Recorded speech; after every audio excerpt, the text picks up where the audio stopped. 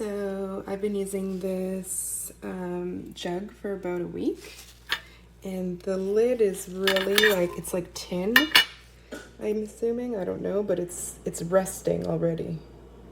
And the rust is going on top of the lid here. Like, I actually pay a lot of money to filter my water to get chemicals out of it, and this is not good. Yeah. So to give you perspective, this is a regular small one that I purchased. This is what just arrived. And notice it's not much bigger than a can of Dole pineapple juice. And then this is a simple water pitcher.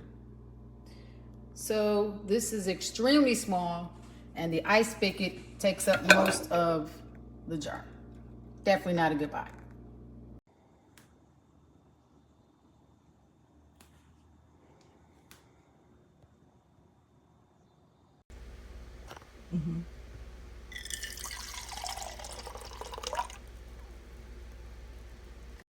Wait, Ellie, what is it going to say? Huh? I'll get you my cookies. Yeah, but we did have that. Yes, I know.